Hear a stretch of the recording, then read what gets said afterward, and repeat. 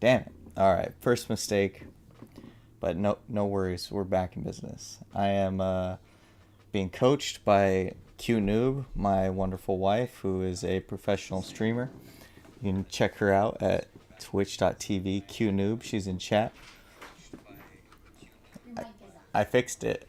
Okay, you got it? I fixed it. Okay. Yeah, she's backseating me, and I appreciate it. So, anyways, we got some matches that we're gonna break down this from this past weekend. We have Paul and Leishi. What are you doing? It's okay, got you. What are you doing? You need help? But your chat is also off. My Can chat you is see where on. your chat is? Oh, yeah. Can you move it? You can click on chat. Click on chat. Uh-huh. And then hover it up. You should be able to see the overlay for it. No, You can't click on the chat. I just clicked on You it. see the red overlay? Yeah? No, you're not clicking the right one. You gonna help me? Yeah. Click. Okay, now your chat's clicked. Now, scoot it over. You see the red overlay? Yeah. Yeah. No, you just drag. Yeah, drag. Up, up, up. You want to put it here. Here's where your chat should go. I don't. Oh, like that. Yes. I see. And you put it at the bottom so it could scroll up. Like that? Yeah.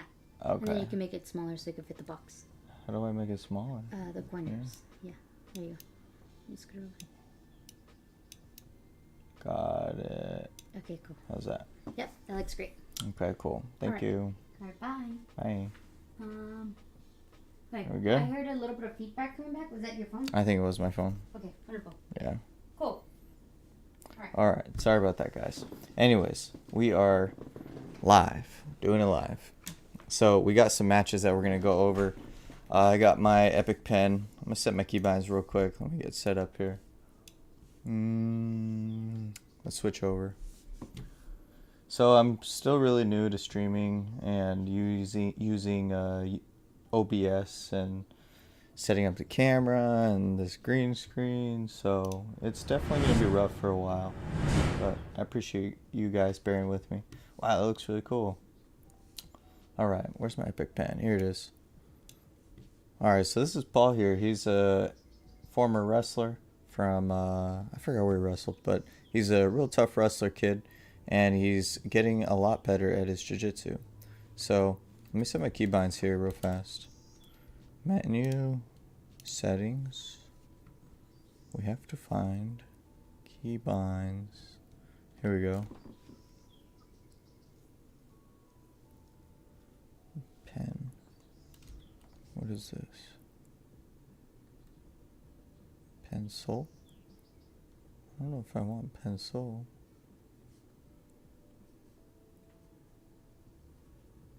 Yeah, it is. I guess it is. Alright. Pencil. Control 3. Clear screen. Control 4. Let's try that. And how do we close?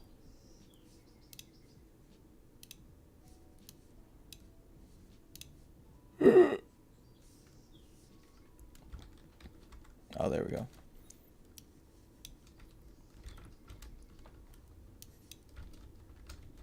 Cool. Okay, now how do we stop cursor? Okay, cursor needs to be a keybind as well. It should be almost ready. Cursor, control 2.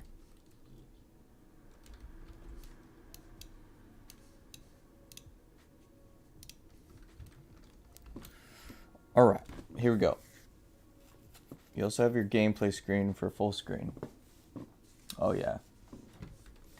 Got it. Let's do that. Fancy. But I don't see anything.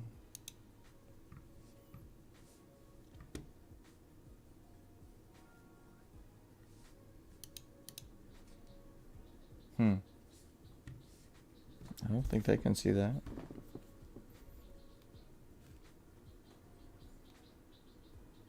Yeah, no. Baby!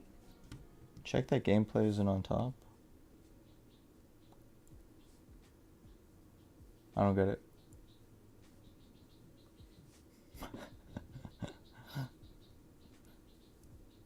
Oh, thanks, Goya. I appreciate you, man. Thanks for being here. I don't know how to get my image. Should be capturing. Baby! I'm coming.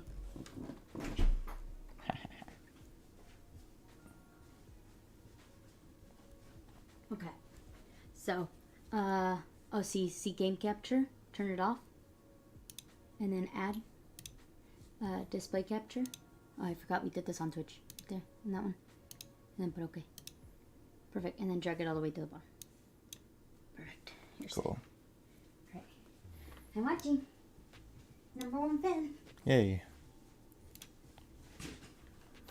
Alright, let's get into this. Let me know if the audio is okay. Let me know if the music's too loud. No, the music's good. It's good? Yeah. Alright, let's get into it. So, this is Paul's first jiu-jitsu tournament. He's done wrestling tournaments before, but he's never done a submission tournament. So, the rules are sub only, and then if it goes to a draw, it is the winner goes to a takedown, and first takedown wins. So, I'm gonna kind of just try and watch the whole thing in entirety, and if I see anything of note, I'll take note of it, and we'll come back and talk about it. So here we go. So hopefully the volume's not too loud. It's on 1.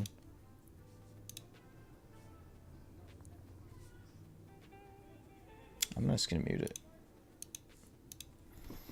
Ooh, clean double leg entry, dumps him. His head's stuck. Gets his head out, but the bottom player got his knee in. Paul does a great job of passing the guard. He's keeping side control here, doing a good job of grabbing that underhook, making it real hard for the bottom player to do much. Bottom player is unable to get any frames going. Paul brings that shin on belly, moves into the mount, and he's already looking at the arm triangle. Really solid offense here. I'm yelling at him to sprawl. Moves back into the mount, which I'm not a huge fan of for my beginner wrestlers because I always see my guys get bucked off, especially going for arm triangle.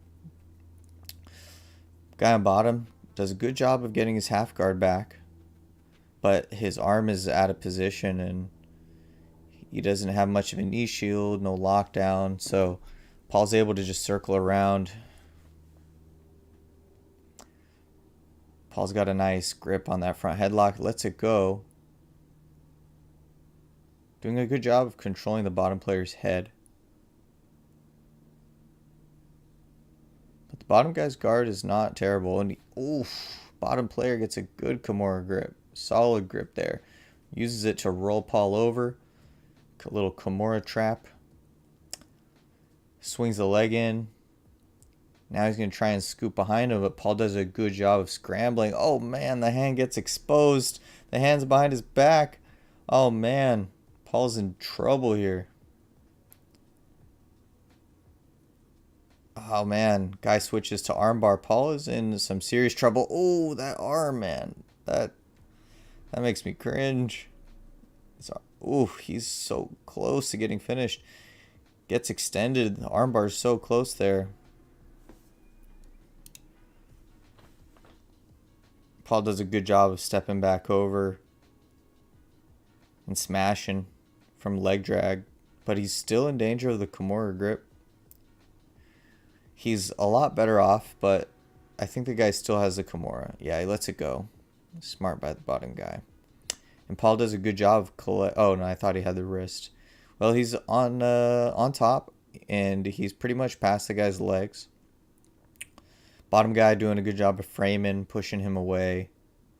Tried to get his guard back, but Paul was just too tough. Got past the legs again. Solid underhook for Paul here in side control.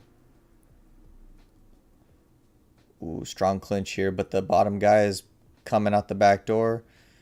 Paul wisely switches to north-south, but ends up getting stuck back in the half guard. Bottom guy just can't get his frames going. His arms are all crossed up here. Paul's just smashing him. He's got him in the pimple popper, as I call it. Bottom guy's arm is just stuck. He's got his half guard, but I'm telling Paul to push his knee down, step over. He's got a good clinch. Ooh, he's got a grip underneath the chin here. He's got the choke pretty... it's hard to see from this angle, but he's got an arm wrapping around the face. And right there, it looks deep. Gable grip. Gets the tap. Real solid stuff. Solid work from Paul. Was just always one step ahead. He wasn't completely dominating the whole time, but he was one step ahead the whole time. That's really all you need. Hey, Beware. Good to see you, man. Thanks for hanging out. So, really excellent match. You really couldn't have been more awesome for Paul. Faced adversity in his first match. Got stuck in a Kimura grip, armbar. Guy on bottom had a decent guard he had to pass, so wasn't easy for Paul, but he toughed it out and just dominated this dude. Let's take a look at this double leg. Pow. Solid level change, penetration. But let's talk about this for a sec, because this is an ongoing theme for Paul that I see a lot, which is when you do jiu-jitsu takedowns. Yeah, it was very deep, Xavier. It was scary. Common mistake for wrestlers is when, like, oh man, the shot is just beautiful. But once you're in on the shot right here, now we pull out the pen. Where's my pen? 2. Hold up. Control 3. Huh. Anyways. Wait. 2 and 3. It doesn't work in the half screen or the full screen. Okay. So, Paul's head is on this side of the body. All right. It's not in the center. It's not on this side. Paul's head is on his opponent's right side. Okay. Now, in wrestling, it's totally fine to take your partner down in this direction. Okay. But in jiu-jitsu, when your head is on this side and you're doing a double leg, you need to penetrate across to the far side. Okay. Now, look what happens. Because Paul moves and takes his partner down in this direction, he ends up getting his head stuck on the top player's strong side guillotine. And huge, beautiful slam. But this is what the bottom guy wants, right? The bottom guy wants, and I know it doesn't look great for him, but the bottom guy wants his legs on this side, right? Right here. That's good for the bottom guy. Why? Because the bottom player can use his legs and his upper body to sweep Paul in this direction. Okay? He can base his feet on the floor. He can butterfly hook the inner thigh here, and he can sweep him over sweep Paul over his own head. Okay? So this is not a great spot for Paul to finish at. So again, to be clear, when we're in this double, we don't want to dump him this way. Ideally, okay, it ended up working out here because the guy he didn't really move from here. Paul did a good job of framing. You see this frame right here? That was pretty smart.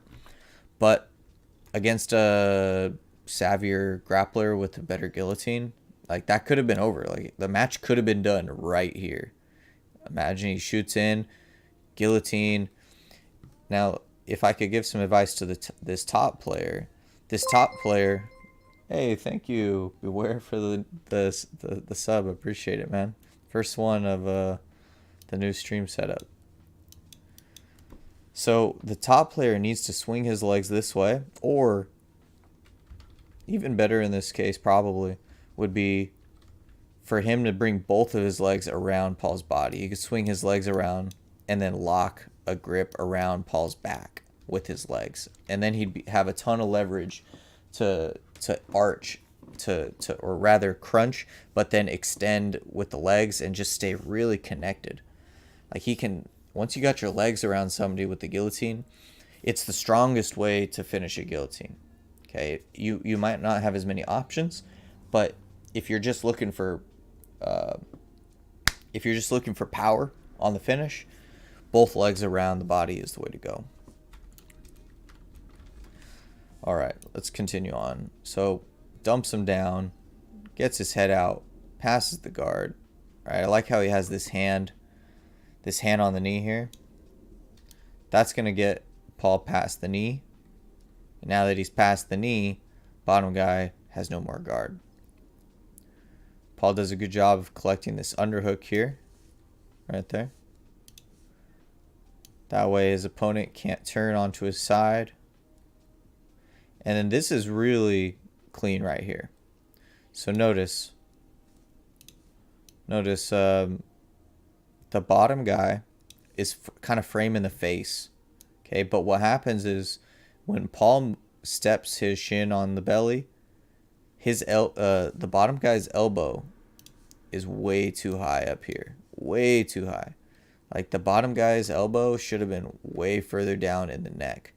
Okay, his forearm's up here. His forearm should have been down here underneath Paul's neck. And because his elbow is way high, as Paul is mounting, the arm slips off across. And now the bottom guy has no more frame.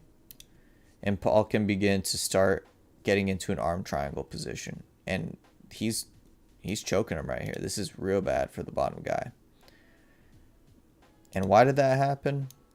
All because of this elbow placement. Like his arm's fine there, but then look what he does. He tries to frame, but instead of framing by going under the jaw, he tries to go over top of the head.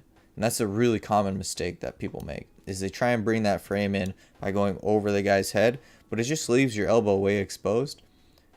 And that's what's going to lead into arm triangles, gift wraps, all sorts of bad stuff. So Paul's mounting him. He steps off in his side, but he goes back to mount when he realizes he might not be able to finish it. However, as he was going back in his side, or rather from this mount position, the guy did a good job of turning his hips, and he brought his leg around Paul's knee and scooped him back into the half guard, which is not ideal for Paul. However, the dude on bottom is not doing a good job of turning back into Paul. And part of that is due to this crossface right here. But honestly, this crossface doesn't look strong enough to stop this dude from turning in. I bet the bottom guy could have just powered his way to turn and face Paul, reset the position, and get his guard back. But he doesn't turn in enough. Or, as I say that, now when he does turn in, look what he does again. Same mistake. Look at that elbow. It's flaring wide, really for no reason.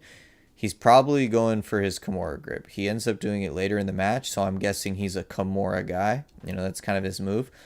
But when you reach over somebody like that and you don't have the wrist, you're just putting yourself in arm triangle zone right there. That's arm triangle zone. I think he recognizes it. He learned from the last time, and he evaded it. Now he's turning in, but Paul's got the headlock. Kind of stuck in the half guard for a bit. But here's a big mistake from Paul, which is Paul is exposing his arm here. Okay. Now, this is not horrible. However, Paul's hand should have been grabbing the back of the neck here. Like if you're going to have your hand here, don't just rest it on the shoulder. You might as well grab the head and pull that sucker in tight. Okay? Because if you're not grabbing the head, what's going to happen is he's going to grab your hand. And look what happens. So he's grabbing the wrist. And then there. That needs to be the alarms going. Okay? Your alarm bell should be ringing at that point. Dude is on bottom, has a wrist control. Okay, you don't want anyone to grab your wrist like this. Because, boom, now you get two wrists in, the double wrist lock. Once that double wrist lock comes in, doesn't matter what position you're in, it's a pain in the butt to get out. Dude on bottom just puts all of his power into it. He realizes he's got a grip. So he decides, okay, I got this Kimura grip. I'm just going to crank this sucker as hard as I can and flip this guy over. And that's what he does. He does a good job of Kimura gripping. Paul tries to turn in, but that Kimura grip just makes it so difficult to turn in. And the guy does a good job of swinging his leg over the top. Now that he gets his leg over, he's really able to start getting the back. So, mistake for the bottom guy is he got his first leg hook in over the top. But he's unable to get the second leg hook. So he has to do one of two things. He has to either roll Paul in this direction to get his other leg inside the hip. Okay. Or he needs to drive into Paul using his Kimura, or he wraps the head with the Kimura, right? And forces Paul in this direction. That way he could chair sit and go back the other way. Kind of complicated, but what I'm trying to say is this guy from Fight Academy needed to get the second leg hook in, okay, and he was unable to do so. And because of that, as Paul turns in, like you'll see, I think he's gonna try and swing that leg over, but look at Paul's arm. Paul's other arm starts to creep out, and when Paul scrambles and continues to rotate, he's just too slow on the rotation, right? Like here, it's looking good. Yeah, let me pause it. Here, it's looking good for him. Here, it's looking all right. But Paul is starting to move in this direction, okay? That means if the bottom guy wants to keep the back, the bottom guy has to also move in this direction. But he doesn't. So that's why Paul's able to come up on top and beat him to the next position. And he's able to get this arm around. And now that Paul's arm is here, the bottom guy can no longer follow. So really good move by Paul. But that hand, his hand is safe here. But what happens is when he gets on top, he does a bad job of protecting his hand. And boom, right there. That could be a wrap. He could have got tapped. Like, he's lucky right there, honestly. That was scary. Okay? But he does a good job, good awareness, and he rolls through. That's a good move. Okay? Guy still has it. Forces him to roll again. Rolls through again. Good move. Same position, kind of. This guy trying to get that back, but doesn't get his leg hooks in. Forced to go to armbar. Look, here's another opportunity for this guy. Is right here. His leg gets stuck here. Okay? And he's unable to get this far leg over the top.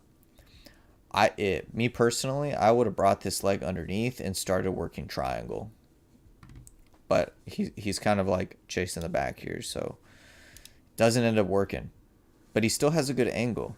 So he's in good position to throw the leg over, and he threatens this arm bar. It's pretty close. It's pretty legit right here. Good attempt from the bottom player. Ooh, that was nice. Look at this. Kimura grip. And he spins under. That's fancy. Now, here's the issue. This could have been a game ender. That could have been checkmate for Fight Academy here. But as we're rolling, the top guy has got a good grip on the arm, but his legs are just not in position, right? As Paul rolls here, he's in this armbar spot, but this leg needs to be completely over Paul's neck here. And you see it's like way out here. I'm going to change color. Yeah. So, he needed to get that leg over Paul's head. And then also, this bottom leg, you see how it's flat to the floor? His bottom shin should have been coming up like this in Paul's armpit, right? Creating a strong wedge on the shoulder. But he was unable to do that. So, notice how Paul, he knows that the guy wants to bring his leg over the head. So he starts using his hand to block it. And he's able to come up. He's able to turn in. But he's not out of danger yet. Guy gets his leg over. But Paul does a good job of controlling the foot here. I'm telling him, roll, roll, jump over him, step over. Solid listening by Paul. That was dangerous right there. And he just, guy got stuck here. Wasn't able to get the angle on the elbow. Paul jumps over and takes top position in a leg drag. But Paul is still in a Kimura grip this whole time.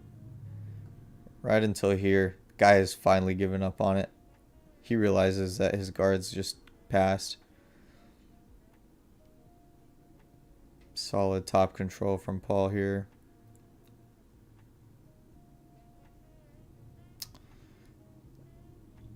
I gotta mention this, which is like, again, the guy's frames are just like not effective. Okay. Like here, he's framing well. We spin, we follow, but look, as soon as this happens right here, bottom guy moves well. He scrambles here. He's getting his legs together. Like, this is good for the bottom guy. But look at his arms. I mean, it's kind of hard to see, but look at his arms. Look, he just gets stuck. He got stuck with his arm in this shoulder stretch right here. I call this the pimple popper. His arm is across both of their chests, okay? Bottom guy's arm should have been up across he should have been forearm framing the neck the whole time. And his arm's just across the chest, so Paul's able to lock a grip, and it keeps your arm stuck. Real tough spot to be in. And honestly, Paul could have finished this. I like this one a lot. You just go figure four right there, and you can tap him out. It's very similar to an arm triangle.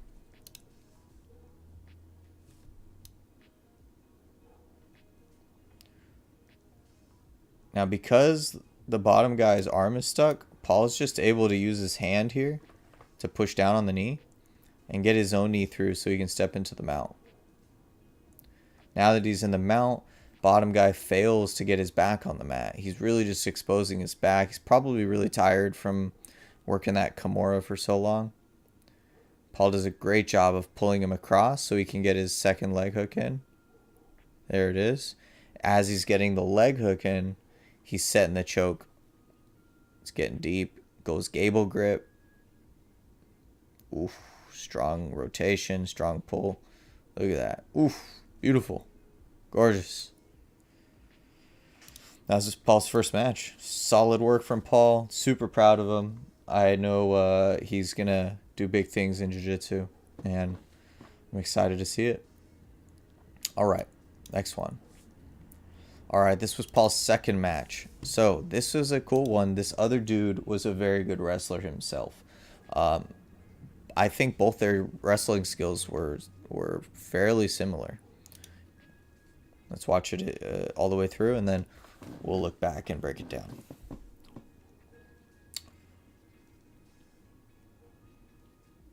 Not sure what school this guy's from. He doesn't have any rash guard with the school on it or anything. Paul seems to just be a little bit quicker than this guy. Other guy might be stronger, a little longer, maybe a slightly larger frame. But Paul's like reactions are just like a half step tighter. Looks like Paul likes to clinch up. I think he wrestles really well from the outside, but I like that he's comfortable in the tie-ups. He's not afraid to go overhooks, underhooks. Goes for the shot. Gets off balanced. Guy saw it. This guy's wrestling. You're not gonna get him with those blind shots. All right, he's too good for that. This dude wrestled. Those blind shots might work on, your average jiu-jitsu guy, but anyone with, a few years of high school wrestling experience, they're going to see that shot coming a mile away.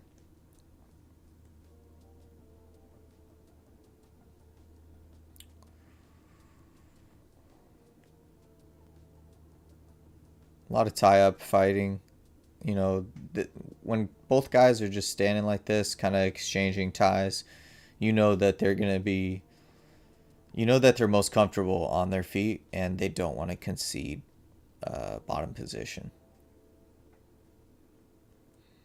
Normally, I like my guys to pull guard if there's not much action, but this is Paul's first tournament, so I just want him to be in his comfort zones. I don't want him to pull guard and then he gets put in a spot where he's not super comfortable. Solid work. So there wasn't a whole lot of action right there. And I have the mic off or the camera volume off, but I called for action. I just said, like, let's get it going. Like, I forgot what I said, but I basically said, like, all right, man, let's get going to it. This a lot of dancing. I'm not a big fan of all this tying up, exchanging ties. Like, it's okay for a bit, but after 30 seconds, a minute, like, you better get going. And that's exactly what he did. Let's see. Took his partner down. He went for a fireman's carry right here. He had the overhook. Let's see, did we get a better angle? Nah. He had an over tie. Changed to overhook. He's grabbing the back of the tricep here.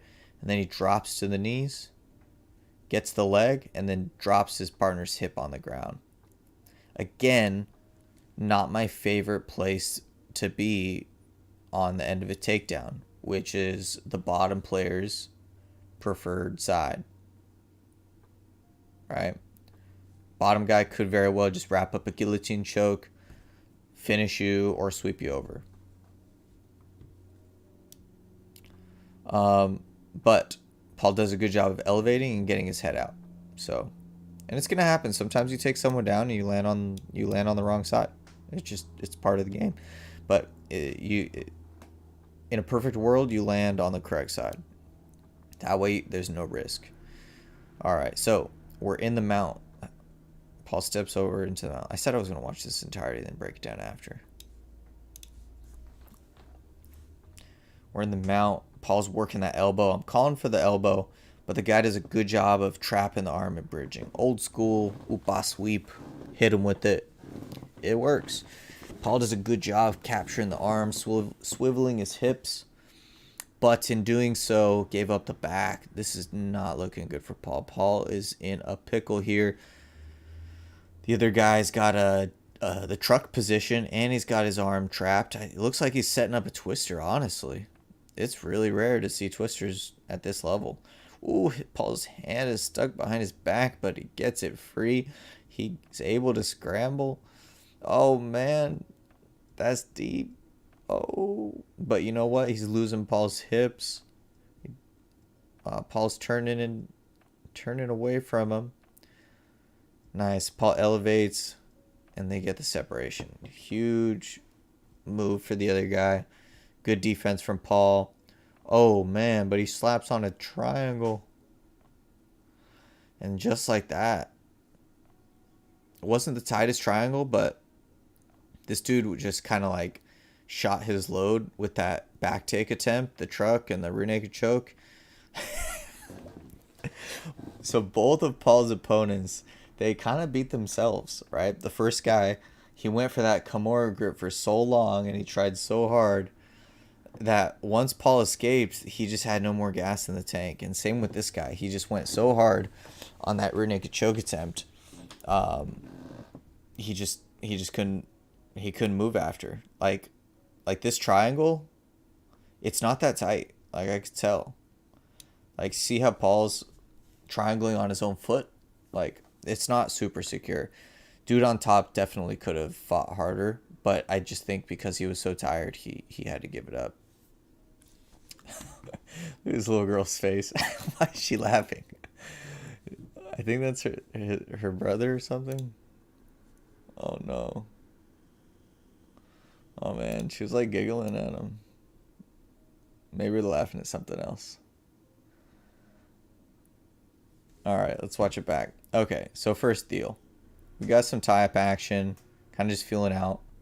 Now, Paul is doing a lot of these low-level shots. I'm totally fine with it, but just know that they're risky. You just got to know. Yeah, Paul got that dog in him for sure. Hard rolls with Paul. But, like in wrestling, like, look, you see how low level of a shot this is? This is very impressive. Not a lot of people can do stuff like this. So I'm not trying to say to Paul that don't do this. But you just need to you need to really surprise guys with it. It can't be obvious, because if a guy expects it, you're just putting your head down and you're going to get stuck in a guillotine if it doesn't go well, right? And that's you want to put an asterisk on that, is if it doesn't go well. Because it can definitely go well until it doesn't. And then you get stuck on the bottom and the guy's fighting off, the guy's trying to choke you out, and it's just dangerous, right? You're just putting yourself in a guillotine when you really didn't have to. And the guy, he's kind of lucky that this dude, he was a good wrestler, but he really didn't have the jiu-jitsu to back it up. So that was the first failed shot. So that was his first low-level attempt. Let's see another. I believe he goes for one more. Here's another. So he shot low. Here's the second one. No setup. Again, jiu-jitsu guy, you shoot on a jiu-jitsu guy like this, it'll probably work. But you do this against another good wrestler, I want to show you guys this good defense from the other guy. So Paul shoots in super low. Guy sees it coming, right? He has the instincts. Notice, I'm going to pull the pen up. Look at this underhook here. This is huge. Look, the guy's underhook. He's able to hook Paul's arm. And because he's able to hook Paul's arm, he can throw Paul across in this direction. Boom. Nah. And Paul's lucky he didn't get on top right there. Honestly, the other guy should have just took top position. Like, Paul was completely out of position. He got thrown. And then he's like off balance. But the guy just kind of stands there. Just hesitant. Not really sure why. Like, you want the takedown, right? Like, go get the takedown. That's as good of an opportunity to counter as you're ever going to get. But, I mean, solid underhook, good initial defense from the guy. But I would have liked to see a follow-up attack from him. Now, Paul has shown in the past, here's maybe a more advanced, subtle tactic kind of concept, which is Paul hit a fireman's carry beforehand. Okay, from the same position. Paul's right arm was overhooking. He shot in for a fireman's carry. So you'd think this guy would be ready for it. And he is. Look at that. Paul already hit this move. He already tried it way back here. Look.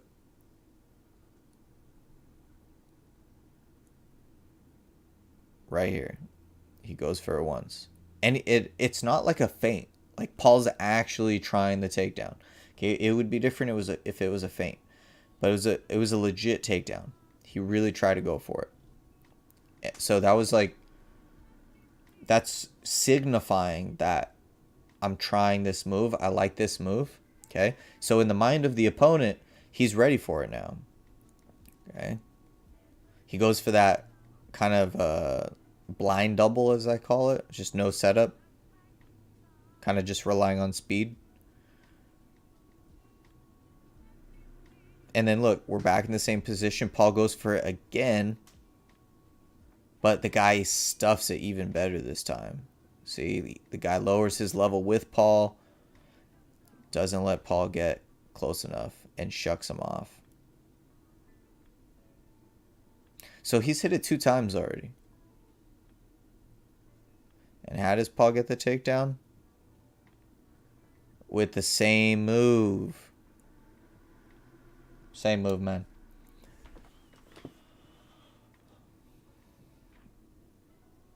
There's different ways to look at it, but in my opinion, I would like to see more variety, right? You can't keep doing the same move, especially in jiu-jitsu. Guy should have caught on. The guy should have caught on. But worked. Got him that time.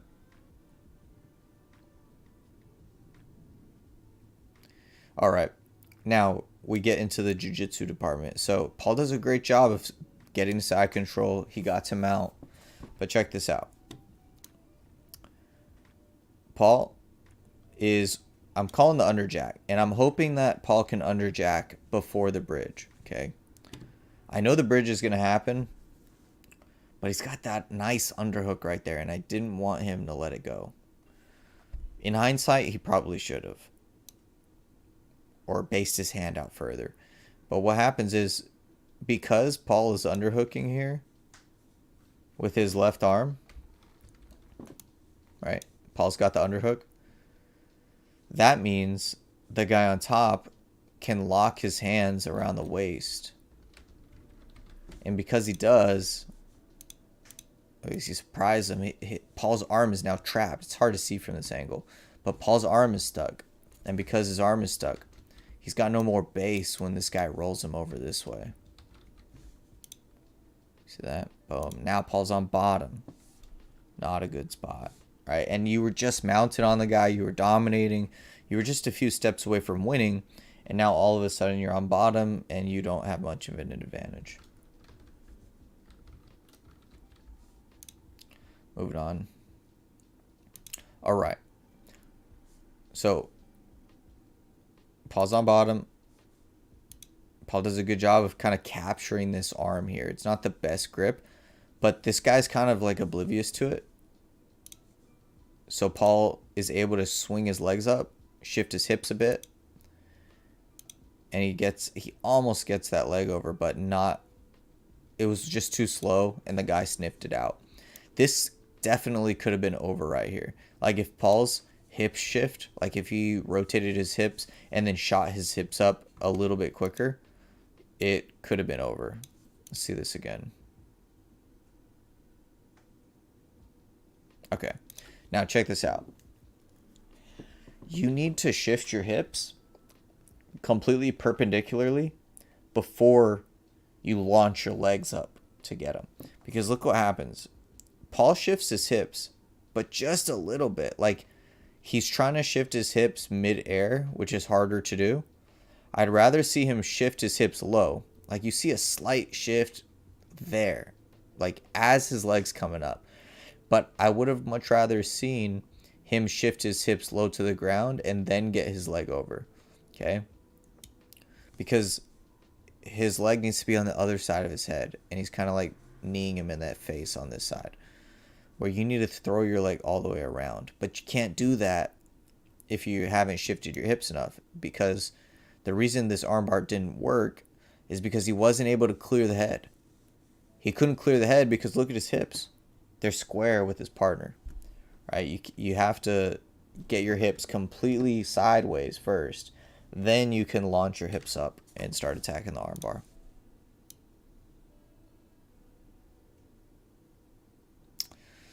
All right, so classic follow-up to a failed armbar is Paul loses the armbar. The dude on top does a good job of shucking the legs to the side. And now Paul's on his knees. He's getting his back taken. This is bad. Real bad. I would have liked to see Paul recover his guard off of this failed armbar, right? The armbar fails. You need to recognize it's failing. Get your legs in a better position before you get forced into a turtle. Now, he's a wrestler, so he's more comfortable in the turtle position, but I don't like my wrestlers getting comfortable there because it's just going to give you bad habits. You have bad habits by going to your turtle too much. So I don't like to strengthen that habit any further. Right? You can go back to turtle later, but get your guard back. And then dude is trying to set up a twister.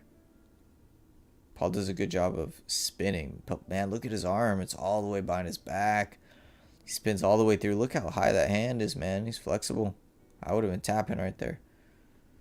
My shoulders are not. Look at that. His hand is on the back of his own shoulder. And dang. Oof, rough. Almost gets choked right here. Look at this. That's deep, man. But look, one little thing. What do I always say about your rear naked chokes? You want to get your head in good position, right? Stop him from rotating this way. His head's on the wrong side. The grip's good, but his head is just off. He doesn't have his lower back underneath, right?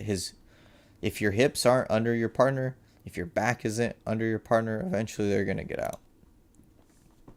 That's what happens. Now right here, dude is tired. He just spent so much energy trying to get that back take finish.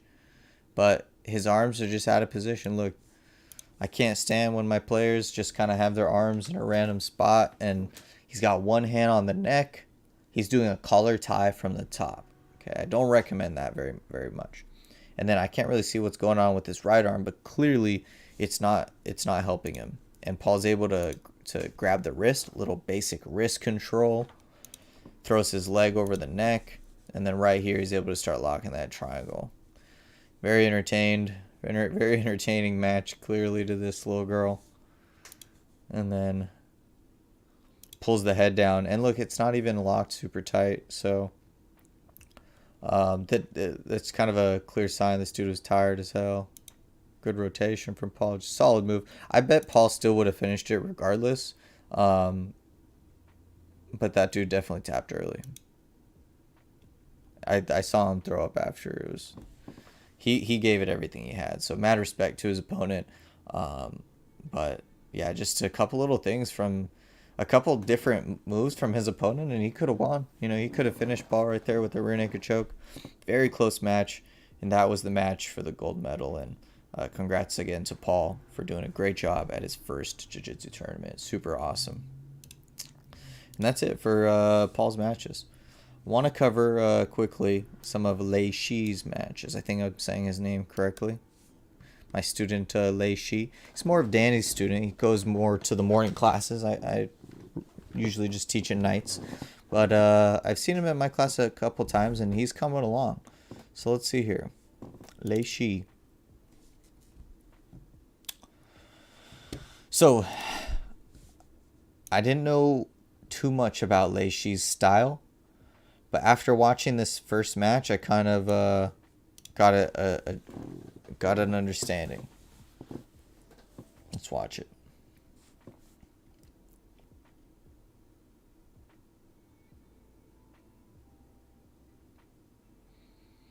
Guy goes for arm drag. Lei Shi's kind of just trying to get a hold of him in some way. Doesn't exactly know where to put his hands. Dude shoots a good double. And that's what I'm talking about, guys, about shooting the double on the correct side, right?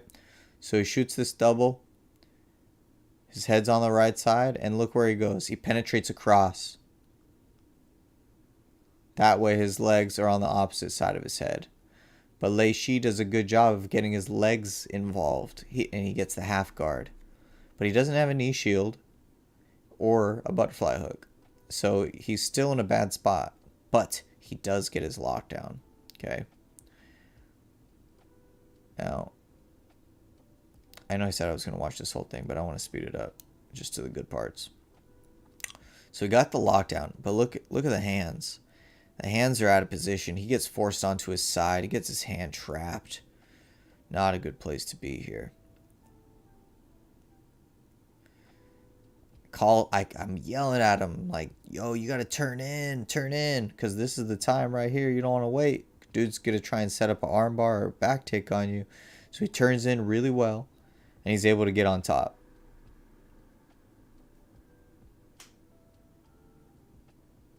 Bottom guy, half guard, little butterfly guard, back to half guard.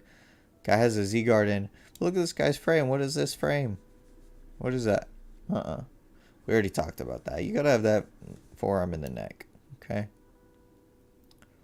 He does manage to get his bottom knee back in, right? So he didn't have this frame, but what he did have was this hand here. And that hand really saved him from getting past, because he's able to push his opponent's knee to the inside.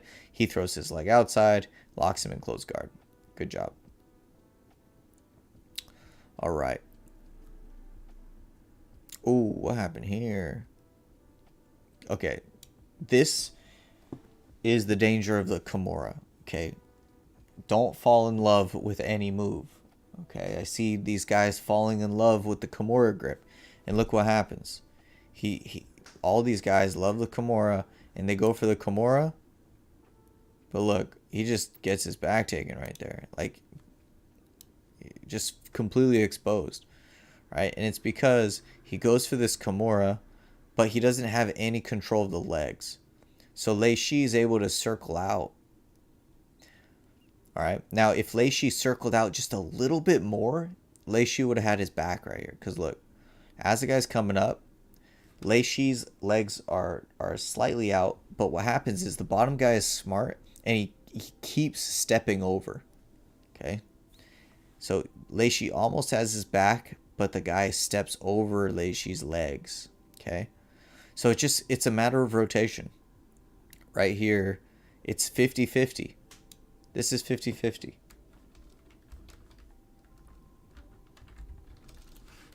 Where's my pen?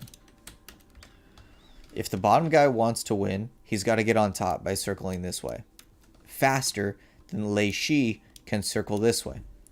But Lei Shi has the advantage because Lei Shi has a back exposure and Lei Shi is further along. So it's going to be easier for Lei Shi to circle, but he just didn't. He wasn't aware.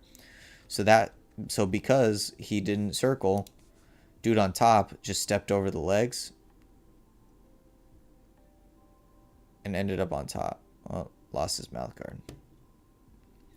But you know what? Even though he got taken down again, he got his guard back. And that's a good sign of a good guard player. Guy on top tries to knee cut. Somewhat successful, but Lei Shi is able to get his knee back inside. Oh, and when he does, this guy makes a grave mistake by stepping up. He was just overeager. Too much energy right here. He should have sat his weight back. But instead, he went forward. And when he went forward, he got shot up to his legs. Now Lei Shi's got more back exposure. Guy on top recognizes this. Starts turning in, realizing his back is exposed. But as he does, he ends up in the guard once again. Dude on top is looking for the ankle lock. Right? Lei Shi's doing a good job keeping his legs in front, but you're inviting the leg locks. So the guy on top goes for a leg lock here. But I'm yelling at Lei Shi. I'm like, yo, drive forward, smash, smash. And because that's the number one way how you're going to get out of leg locks. Don't run from them. You got to go through them. You got to smash forward. Guy doing a good job here. He's putting some serious power into Lei Shi's left leg. It's hard to see here with the camera angle. Ew, the ref kicked it. Yeah. Yeah, that's how it be. So I'm telling you, Lei Shi to get up, but the problem is it's hard for him to get up because his leg is so far away. Like his foot is way up here in this direction, right? Instead, what Lei Shi needs to do is pull his foot closer this way. Okay, when he pulls his foot closer under his own hips, he's able to do a technical stand-up and start elevating. But he's not able to do so because he can't, because his leg's way over there. But that's what I'm talking about. He pulls his foot in finally. He pulled it in like not under him, but on the outside of him. But it still accomplishes the same goal of using your right leg to get up. Okay, so now he's on his knee. He's in a significantly better position. He's off of his butt. Okay, when you're getting ankle locked, the last thing you want is to get stuck on your butt. You need to get the heck up. So now you can put weight in your second leg. Oh, but look, he gets taken down again. I'm not really sure why, but he kind of just slipped.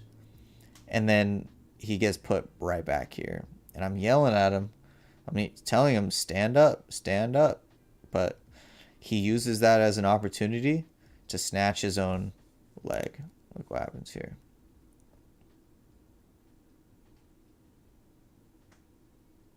Oh, man. I wish we could have a better camera angle on that one. But this dude, as he was ankle locking, he went to 50-50 for a half second. But let's look at this. When you're doing this reap, it's basically reaping here, his leg is exposed. Okay. And when you play leg locks, you know what they say? You live by the sword, you die by the sword. and especially with the leg locks, right? Anytime you go for a leg lock, your leg is also exposed. So Lei Shi is able to snatch up his leg, and he does what's called a switch grip. I wish I could show you guys. I need a grappling dummy in here. I don't have a stick. If I had a stick, I could demonstrate. But basically, Lei Shi's doing a regular grip, right? A regular grip's like this. Okay, but a switch grip, you take your other arm and you use your cross arm instead, and then you do a figure four, like a rear naked choke with your opposite arm. And it's super strong. I'm not really good at it for whatever reason. I'm not super comfortable with it. But I know Coach Danny Gutierrez. He's very good with it. And I know his students have been working it as well. It's a very strong grip. And that's it for that match. Solid ankle lock. All right. I think last one here, and then we'll wrap it up. There was some other matches, but we'll just focus on this one. All right. So, okay. Look, quick preface. Lei Shi is not the world's best wrestler, let's just say. Okay. He is primarily a guard player and leg locker from what I've seen. In the last match, I saw his inexperience in the wrestling, so I told him, hey man, let's just sit to guard. Okay, I don't care if you like lose a point or whatever. I don't want you to get taken down and then get your guard passed and blah blah blah. I'd rather have you start from guard and work from guard. That was kind of the basic strategy. So he does a good job of sitting, listen to instructions. Unlike many people, he did very well there. He gets his knees in. Oh, but he's getting put in a north-south. But look, he's doing a good job of getting those knees on the inside. Top dude is super strong. I could tell this dude hits the gym. But Lei Shi sweeps up a leg. He's wrapping it up. The other guy is kind of kicking and scrambling. Ends up getting out. Solid escape from the other guy. Lei Shi, same entry. Different leg. He's got an underhook on that knee. I'm telling Lei Shi, get on your side. Roll across. But you know what? Didn't matter. Ended up getting this ankle here. And this dude, look, he gets stuck on his butt. He's stuck on his butt. He has to get up.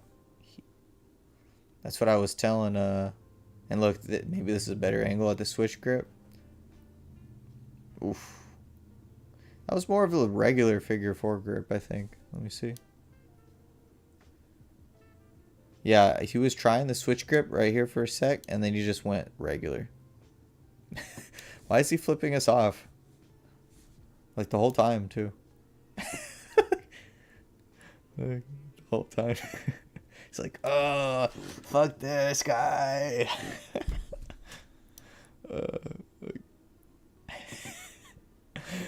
Anyways. So same mistake, right? This dude is safe here. But once he falls, now he's not safe. Not safe. Not safe. Not safe. And that's when he's able to just get all the power into it. Especially on this side. This is the power side. Let's look at that entrance. Let's look at the first one. So, dude on top does a good job of getting past the legs, but he doesn't get past the knees, right? And if you can't get past the knees, you can't pass the guard. So, Lei Shi did a great job of recovering. And then as he's recovering his guard, let's take a look at this. He catches the knee here. And when he catches the knee, he's able to pull his opponent across. This is called K-guard. He swings his leg under, and he attaches himself to his partner's left hip. Now, right here, he's in what's called, what we call double outside ashi. Okay, both the legs are on the outside. Dude brings his leg over. Not the best escape, especially if you're not going to counter leg lock. It's kind of just a desperation move. It is annoying to deal with, but it's not a big deal. Lei Shi doesn't do a good job of controlling the knee. Okay, you see how where his hands are? His hands are like on the toes and then on the shin. So he just is not very deep on the connection. Not a great connection here. And that's why the guy was able to slip out. The guy tries to pass again, but this time, same deal. Guy is leading with his leg. Okay, you don't want to lead with your leg. You lead with your leg, they're going to grab your leg. If they grab your leg, they're going to do something to it. They're going to try and get you in a leg lock. Okay, now, this is actually not a great entrance from Lei Shi. It worked out, but it wasn't great. Because, see how Lei Shi's hips are on the ground and his chest is like almost facing down to the ground? All this top guy has to do is just hold his ground. But what happens? Why does he get rolled? What happened? So he's trying. But look at this. He ends up standing up. He should have stayed down. So right here, his balance is very good. Lei Shi has nothing here. Lei Shi is in a terrible position. But what happens is, I'm yelling at Lei Shi. I'm saying, roll across, turn across. You see, Lei Shi's knee is on the outside here. What Lei Shi wants to do is get his knee on open. He wants to open his hips. He wants to turn. Okay? But this guy didn't understand the importance of his own knee staying heavy. Okay? Okay, so the top player's knee right here is where it needs to stay. Okay? And what he needs to do is he needs to pull his left knee back this way. That way, he can sprawl both of his legs out and smash Lei Shi's legs. And then he'll be able to circle to the backside. But this dude allowed Lei Shi to create movement and roll across. And now he was able to get his hips up. Why was he able to do that? Because look, he brought his own knee up. I'm not really sure why. He was trying to pass the guard too early. I think that's what it was. Is the dude thought he was good. So he was like, all right, I'm going to go past the guard now. But nah, he should have sprawled this leg back first. Lei Shi's still got a grip on the leg. So you need to wait until you sprawl. Then you need to circle and pass. Okay, but what happened was he tried to circle. And by circling, he stepped up his leg. And that was his mistake. Because he stepped up his leg, that gave Lei Shi an opportunity to sweep him down and pin his hips to the floor. They end up right here. You see the difference between here and here? That's a big difference. And Lei Shi really didn't do much. It was more of the other guy making a mistake. And now he's in a great finishing position. I would have liked to see maybe his legs configured a little bit tighter. Like Lei Shi could have brought this foot. It was basing on the floor. He could have based on his own ankle, right? So instead of bridging off the ground from here, he could have bridged off his own foot there and got way more power in his ankle lock. But it was good enough. So got the tap. And that was a wrap. Super solid match. Both guys, super awesome jiu-jitsu. And if you saw a common theme, I would say their opponents made most of the mistakes for them. And that's how it goes a lot of the time.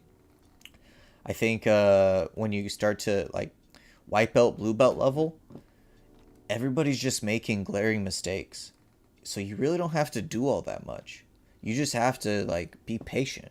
That's why like I'm so big on just telling my guys, be patient, take your time, just play your game and understand that the other guy is going to make some stupid mistake that you're going to be able to take advantage of, right? Obviously you go and attack this guy, but be open to the idea that they're just going to leave themselves exposed.